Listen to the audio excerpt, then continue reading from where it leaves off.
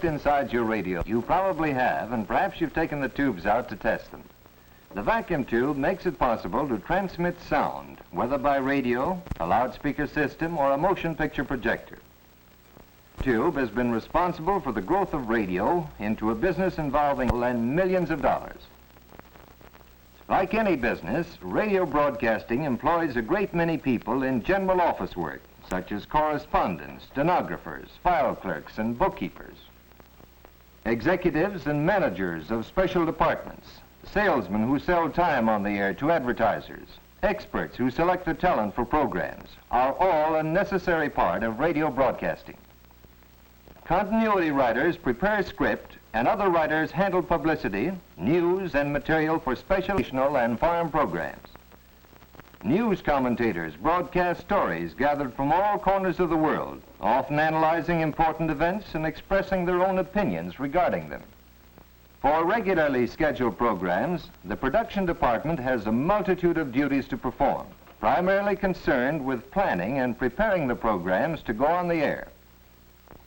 Sound effects add realism to dramatic programs and are produced by specialists in a small, although very interesting field. Actors and actresses perform for unseen audiences, and control men skillfully operate the apparatus which mixes sound effects, music, and dialogue. The best the world has to offer in music, drama, and comedy may be enjoyed in one's own home, for radio's greatest application is in broadcasting mass entertainment. Many programs are broadcast over radio networks, and telephone lines are employed to connect the studio with the various stations. As a program may originate in a studio at New York or Hollywood, the use of telephone wires makes it possible for stations thousands of miles away to broadcast the program. The master controls are operated by men who have advanced from the ranks. Their work requires perfect coordination of mind and hand, for station hookups must be made on the split second. During the short period allowed for station identification, telephone lines, which have been set up in advance, are connected to feed the program to the network stations. The maintenance of radio broadcasting equipment employs a large number of workers known as technicians. It is their job to see that the apparatus is kept in perfect working order. In the stations, we find these men at work on the amplifiers and on the power equipment. They are not developing new methods or devices, but are maintaining those which have already been developed by the engineer. Radio engineers are men technically trained in the field of electrical engineering as applied to radio and communications. They have brought about the high degree of perfection now attained both in broadcasting equipment and in radio receiving sets. This work of improvement and development is continually being carried on by the relatively small number of highly trained specialists who are radio engineers. Theirs are among the top positions in radio. These positions have been filled by men without professional training, but today there is little chance for a man to become a radio engineer without training in a first-class engineering school. Radio manufacturing in general is classified as unskilled work, as most of the jobs can be mastered in a very short time. Many women are employed assembling and inspecting radios as the work is not heavy. Ordinarily, such work does not lead to responsible positions and should be avoided unless one will be satisfied with employment in manufacturing. However, men with training are sometimes placed in the production departments of radio manufacturing plants to gain practical experience. This work serves also as a proving ground for these men, and those who qualify may advance to positions of greater responsibility. Because radio broadcasts are so popular, the public demands prompt and efficient repair service to radio sets. This has created a large field of employment. However, the supply of radio servicemen generally exceeds the need, and this makes it extremely difficult for any but the well-trained to succeed in the work. Often, the most successful radio dealers and salesmen are those who can talk with authority about the products they sell, frequently because they've had practical experience in radio repair work. The radio service field is not a good stepping stone to the radio engineer's job, unless it is followed or accompanied by technical engineering training.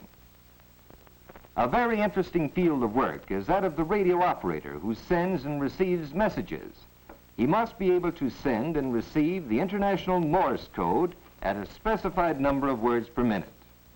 Granting of the commercial operator's license is based on a rigid government examination conducted by the Federal Communications Commission, and it must be renewed periodically. Radio operators are found on practically all large ships. They communicate with other ships and with radio stations on land. The operator at the land station sends and receives commercial messages, handles weather reports, and listens for distress signals from ships at sea. Air travel has become safe today largely because of the application of radio principles. On commercial airlines, the licensed pilots must be radio operators. In addition to flying the plane, they must report their positions and get their bearings, weather information, and landing instructions from the radio operators at the ground stations. The ground station operator does not have to be an aviator. In addition to handling messages of radio and how to make minor repairs in order to keep his station on the air, the operator's work is to maintain contact with planes in flight, as well as to communicate with other airports regarding schedules, passenger reservations, and weather conditions. Men with radio training often find employment in allied lines using basic radio principles. Among these is the sound movie. Through the use of microphone, amplifier, and vacuum tube, the sound for motion pictures is photographically recorded on the edge of the film to form the soundtrack. When the soundtrack reaches the thousands of theaters, it is reproduced by means of a photoelectric cell, or electric eye, amplifiers, and a loudspeaker system. Maintenance men with fundamental knowledge of radio technique are constantly employed to keep this delicate equipment in working order. Public address systems also use some of the principles of radio. They range from the temporary and portable unit to permanent installations in large auditoriums.